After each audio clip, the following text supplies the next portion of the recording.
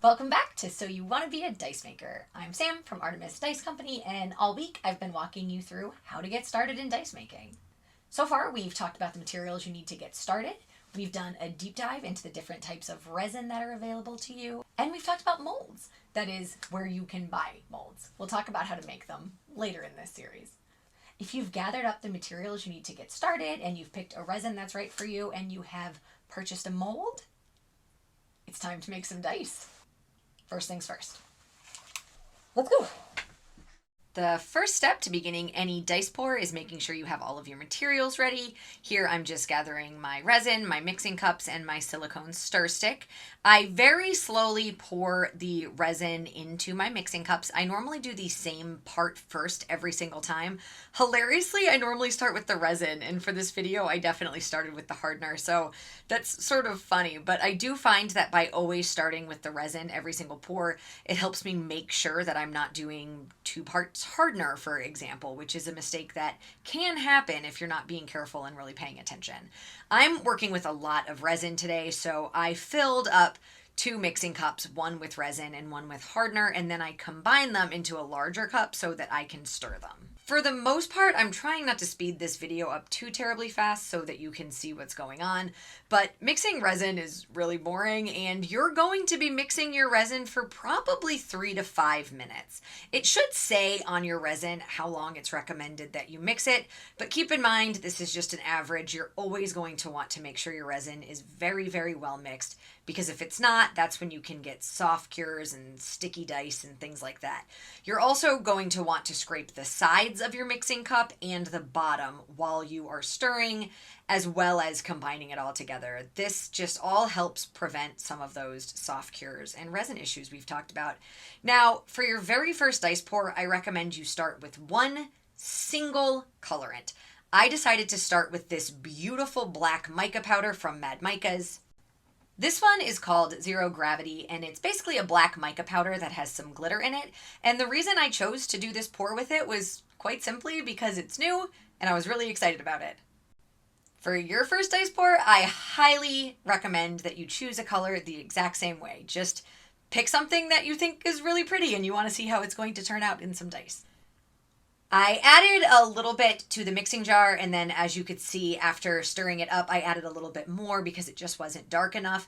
This is going to happen with you as well. Just take your time and make sure you're getting the consistency and the amount of color and saturation that you were hoping for. Knowing your materials well is such an important part of dice making, so it's really worth it for you to take the extra time every time you're working with something new and just really understanding how it's going to mix and how everything's going to come together in your resin. Now, the very first mold you saw me fill up was just one of those single cat molds from Warpy Dice, and now, as you can see, I have moved on to the full slab mold from Orbital Dice.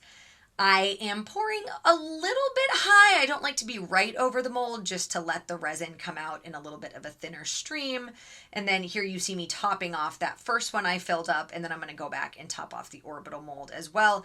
I do this when I'm doing multiple pours with the same thing. I like to give each mold a little bit of time to sort of sit and settle. A lot of times what's going to happen is some air bubbles are going to pop up and you're going to end up having a little bit of extra room for resin. Now here what I'm doing is taking my lighter and popping any of the surface bubbles that I'm seeing. And then I'm topping it off a little bit more because, as you can see, when you pop a surface bubble, you're going to have more room for resin. Also, you want to make sure that the resin is overfilled slightly. I sort of like to make sure there's a little bit of a dome or a bubble in each of my dice slots, and that tells me that I have filled it with enough resin. So I'm going to do that with the slab molds and the individual molds. And what I just did there was I put an old mold on top of that mold. I use that as like a weight to help keep the lid of the mold from like lifting and causing any problems. I do the same thing with all of them, even though you might not see it all on camera. The third mold we're filling up here is just the Nano Lab Maker Magic the Gathering Spin Down mold. This one is a very large dice, so there's going to be more shrinkage. So, you know, same thing, just pop the bubbles, make sure you don't have more room for resin, and make sure it's nice and domed before you cap it. And here I am putting another old mold on top of it as a mold weight. Finally, we are moving on to the Dueling Dragons mold. This is the one with the wonky keys that look like bolts. I'm trying to go slow and make sure that they're filled properly and that they're domed, but other than that, there's not really a lot to focus on here. This final Warpy dice mold is actually going to be a control group for us. We're going to not put that one in the pressure pot. When we demold, I'll be able to show you the difference between a mold that was in the pressure pot and one that was not. That's it. We made some dice. Now they're going to hang out in the pressure pot for 15 to 24 hours. Tomorrow I will be back to demold them.